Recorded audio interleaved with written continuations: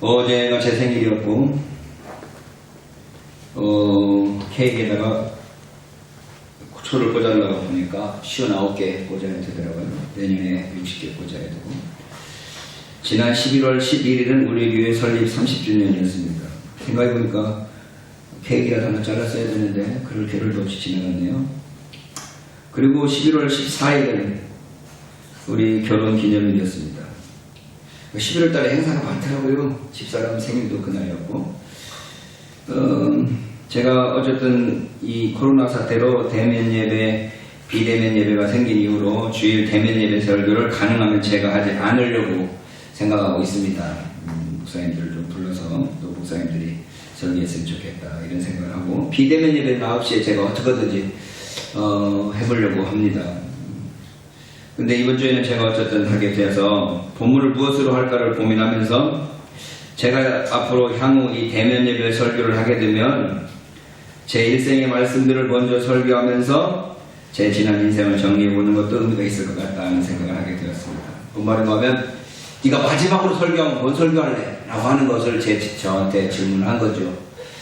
우리 목사님도 설교 준비하시면서 내가 마지막으로 설교하면 뭔 설교를 할까? 를 한번 좀 고민하면서 설교하셨으면 어떨까? 그래서 책을 좀 지금부터 차근차근 써나가는 거죠. 내가 은혜 받았던 말씀 한 구절. 그 설교에서 설교를 한 10대 모으면 그게 책 한 권 되는 거죠.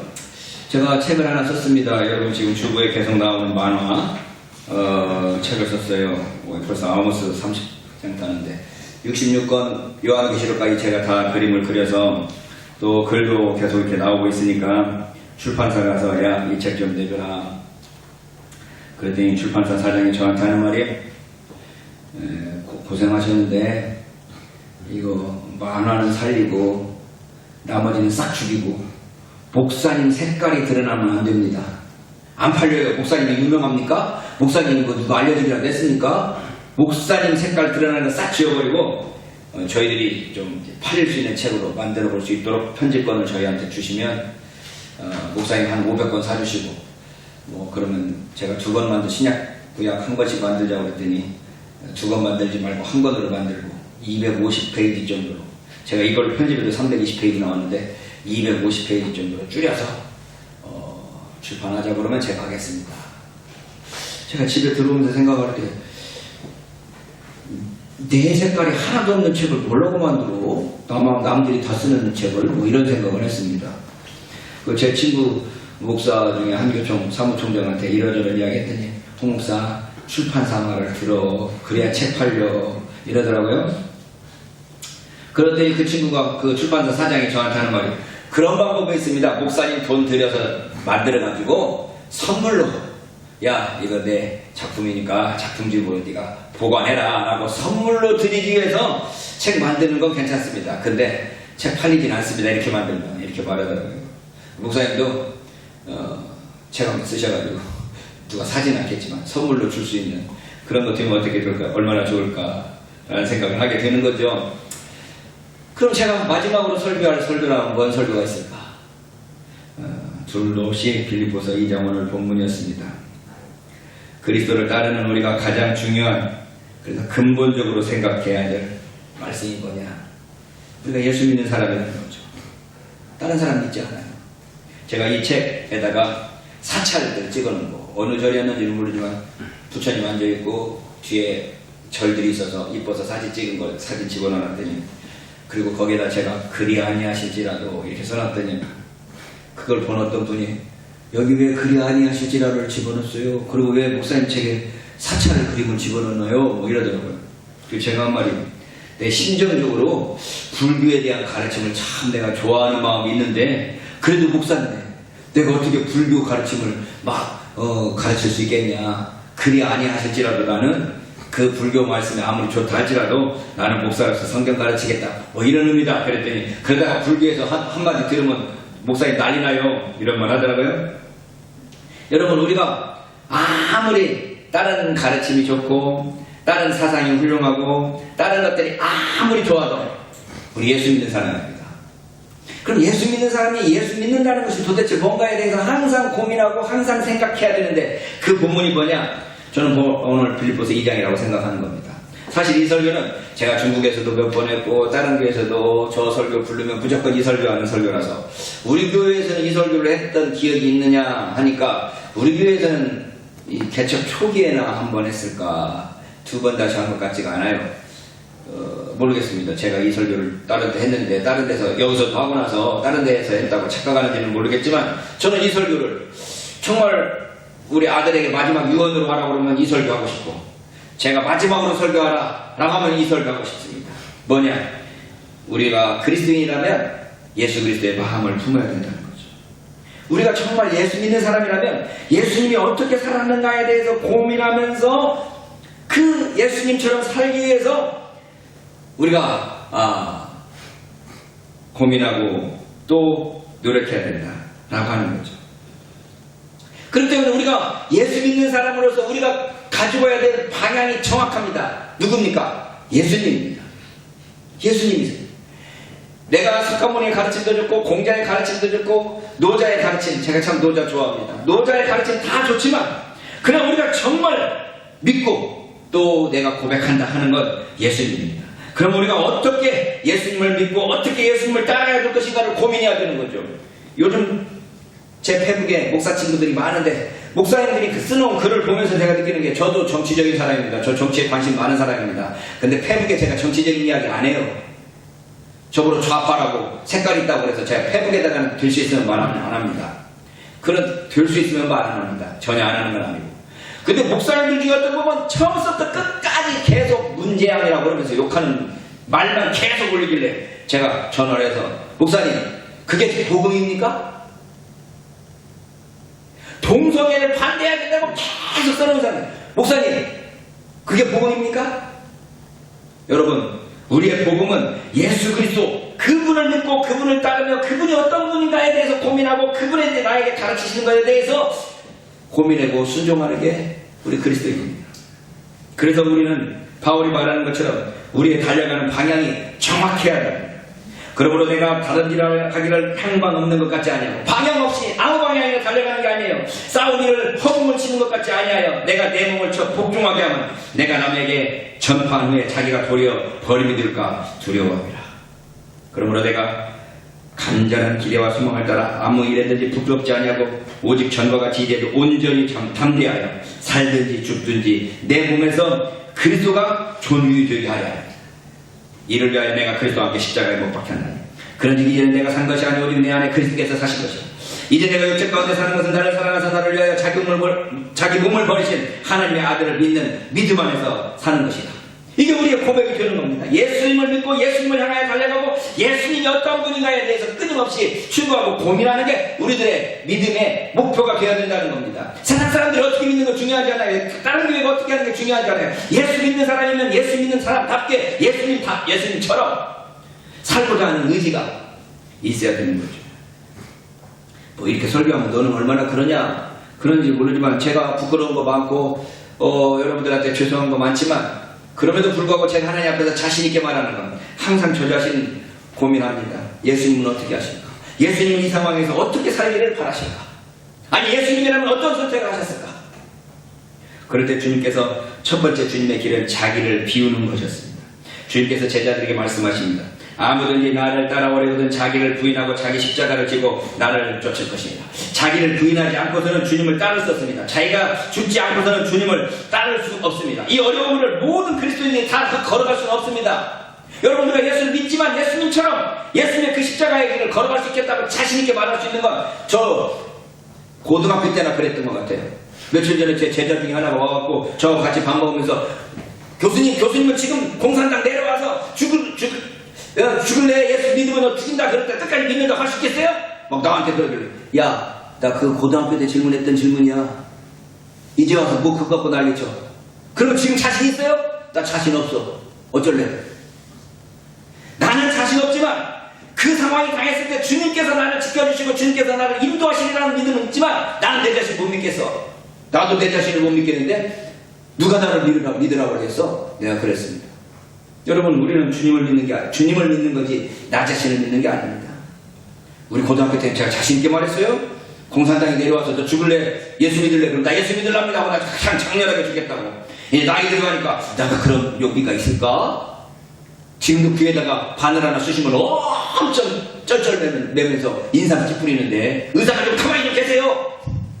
이럴 정도로 내가 겁이 많은 사람인데 자신 없지만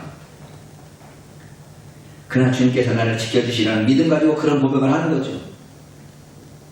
그래서 이 어려운 길을 아무도 누구나 걸을 수 없다고 생각하기 때문에 천주교에서는 그리스도인들을 둘로 나눕니다. 하이처치, 로우처치, 고등교육, 하등교육. 그래서 고등교회라는 건 누구냐? 바로 이 하나님께서 하신 모든 말씀을 다 지킬 수 있고 순종할 수 있는 사람들.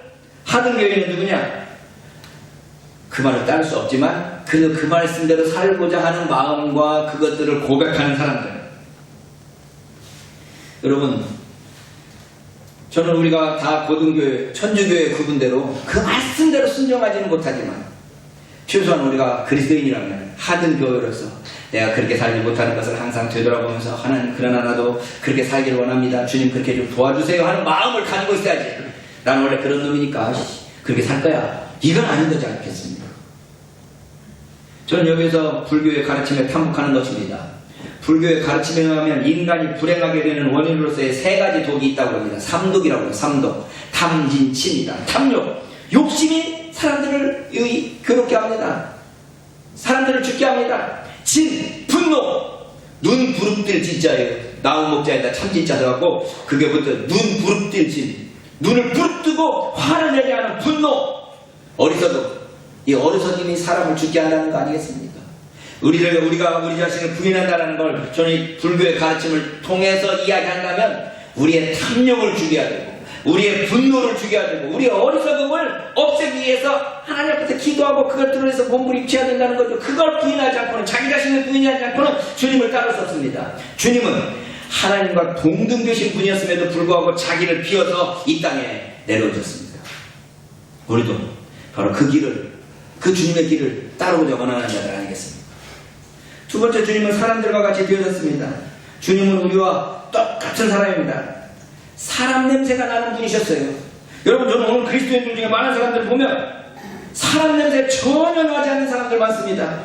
사실 뒤에 보면 다 똥싸고 오줌 싸고 할 짓 다 하면서도 겉모양으로는 정말 거룩하게 그지없어갖고 도무지 접근하기가 어려운 사람들을 종종 만납니다. 옛날에는 그런 분들을 제가 존경하는데 알고 보니 주님께서 얼마나 저 위선과 의식을 싫어하셨는가에 대한 깨달음, 그거에 대한 생각들이 듭니다. 여러분, 주님은 하나님과 동등한 분이셨지만 사람들과 같이 되셨습니다.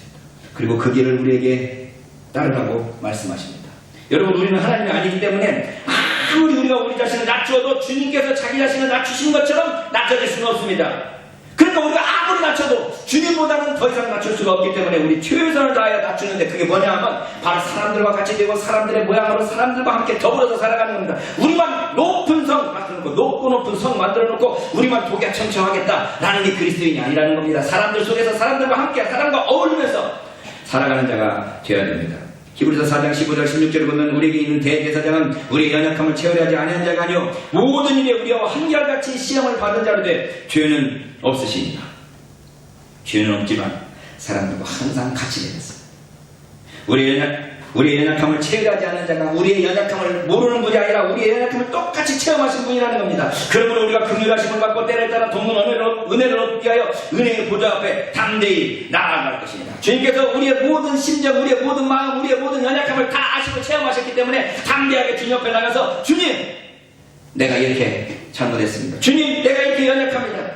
주님 앞에 나아가서 주님의 도우심을 요청할 수 있다는 것입니다. 주님은 우리와 똑같이 배가 고프셨고 주님은 우리와 똑같이 고독하셨으며 주님은 우리가 똑같이 우시기도 하셨고 주님은 똑같이 우리와 분노하기도 하셨습니다. 우리처럼. 그러나 죄가 없으십니다. 하나님과의 관계에서 의로우신 분입니다. 우리가 바로 그런 그리스도 예수의 모습을 가져야 될 것입니다. 노자의 화광동진이라는 말을 하고 있습니다. 화광동진, 빛이지만 먼지와 같이 되었다. 유교에서는 대학에서 친민이라고 말합니다. 백성들과 친밀하게 되었다.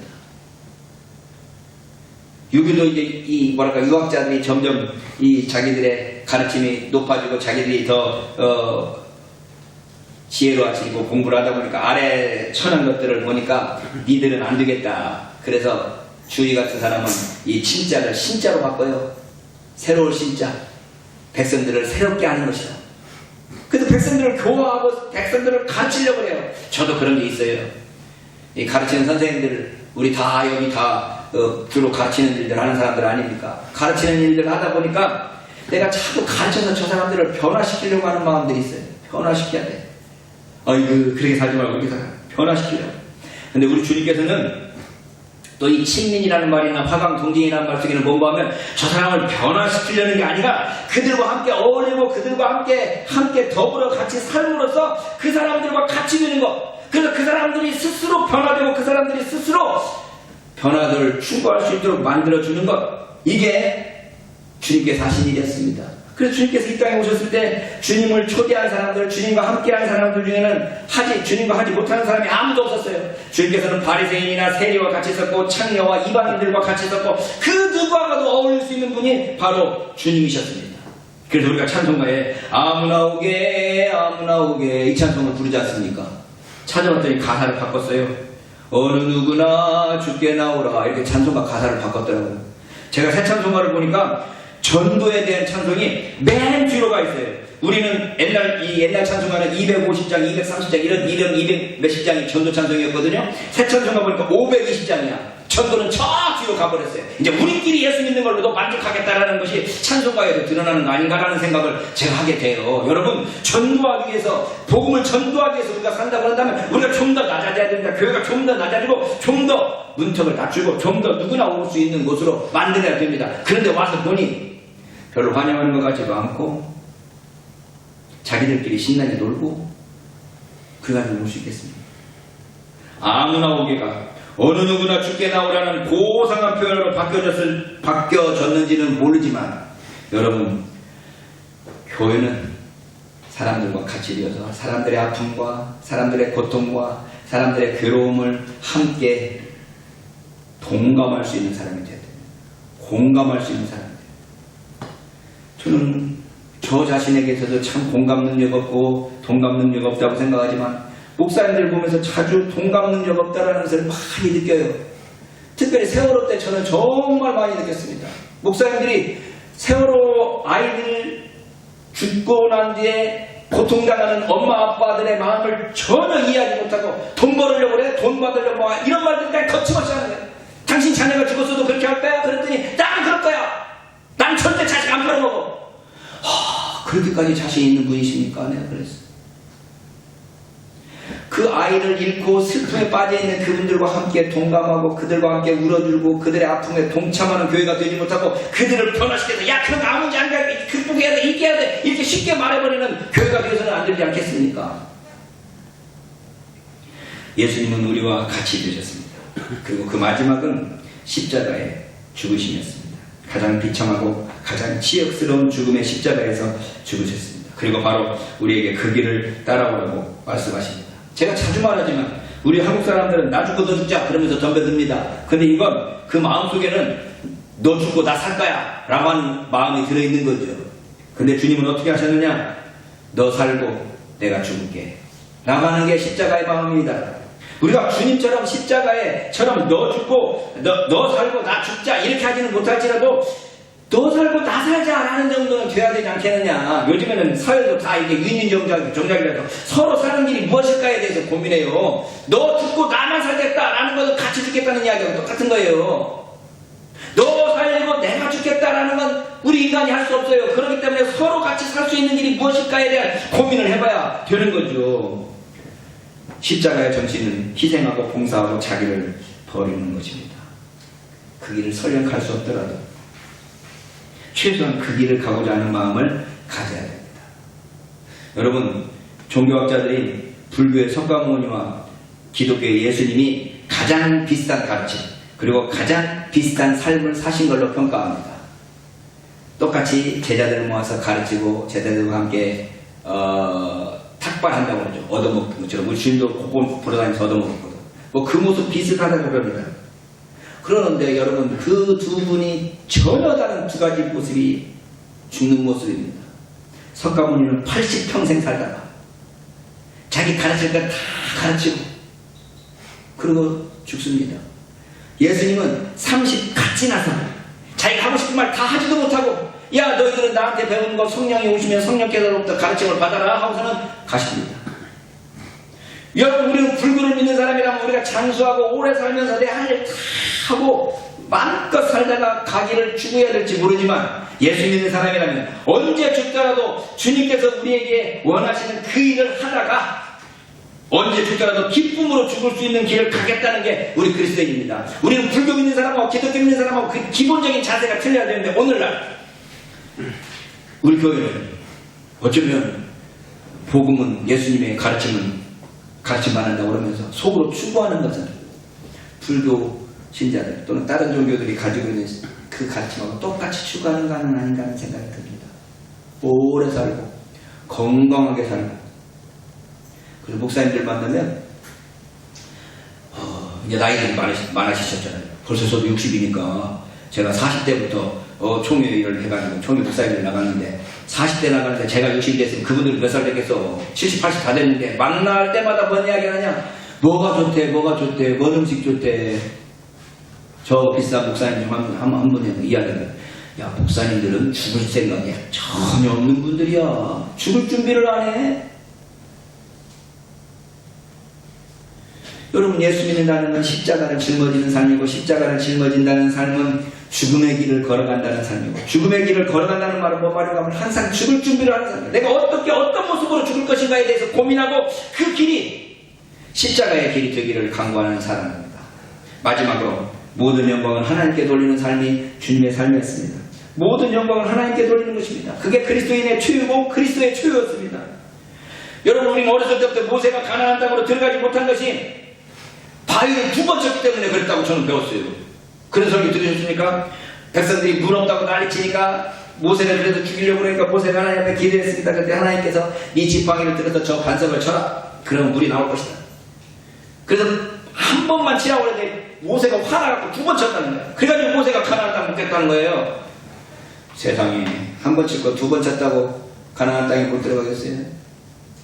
모세의 그 말을 잘 들으면 바로 이거였습니다. 하나님의 영광 도둑질. 하나님이 받으시고 하나님께서 찬송받으셔야 될 그 일을 자기 걸로 돌리고 자기가 영광을 받으려고 했던 그것이 모세로 하여금 가나안 땅에 들어갈 수 없게 만들었던 것이고 그게 바로 율법의 정신입니다. 율법이라는 건 다른 거 아니에요. 하나님 자랑하지 않고 자기 자랑하는 것이 율법입니다. 모세가 뭐라고 말합니까? 이 패역한 세대들이야. 내가 너희에게 위하여 이 반석에서 물을 내랴. 내가 너희를 위해서 물을 내랴. 꽝 치면서 물 나왔지. 할렐루야가 아니라 바라다다. 이게 율법입니다.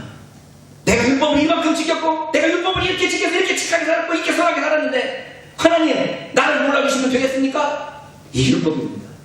복음은 무엇입니까? 내가 아무리 잘했고 아무리 큰 소리를 칠 수 있다 할지라도 하나님 앞에서는 하나님 나는 무익한 종입니다. 나는 한 게 없습니다. 오직 주님 앞에서 무릎 꿇을 뿐입니다 라고 말하는 게 복음입니다. 오늘날 교회가 아니 오늘날 저와 여러분들이 복음을 믿는다고 예수를 믿는다고 하면서 결국은 이 하나님의 영광을 도둑질하고 있지는 않습니까? 오늘날 이 평생 주님을 위해서 일했다고 말하는 분들이 마지막에는 결국 자기 자신을 위하여 이런 모습으로 되돌려 놓는 일이 얼마나 많습니까? 여러분 우리는 마지막까지 모든 영광 하나님께 돌릴 수 있는 사람이 되어야 됩니다. 그게 우리 모든 그리스도인들의 삶의 모습이어야 됩니다. 빌립보에서 2장의 오늘 말씀 언제 다시 전해야 힘이 됩니다. 아니 제 자신을 돌아보게 합니다. 우리 모두를 돌아보게 합니다.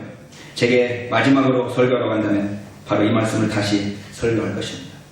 그리고 여러분들에게도 이 말씀을 남기고 싶습니다. 그 모든 말씀을 한마디로 요약하면 예수님은 어떻게 하셨을까? 라고 생각해보는 것입니다. 예수님은 어떻게 하셨을까? 예수님은 이 상황에서 나에게 어떻게 하기를 원하실까? 제 기도 제목 항상 이렇습니다.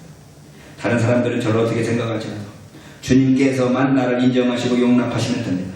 다른 사람들은 나를 무시하고 인정하지 않을지라도 주님께서만 나를 인정하시고 조금이라도 수고하셨다고 위로하시면 그것으로 만족할 수 있습니다. 주님, 이게 우리 모든 그리스도인들의 마음이 되기를 바랍니다. 진실되고 정직하게 이게 제 마음이 되기를 바랍니다. 주님 앞에 칭찬받을 그날까지 우리 모두 그리스도 예수의 마음을 품고 그리스도 예수의 모습으로 살아갈 수 있기를 주님의 이름으로 축원합니다.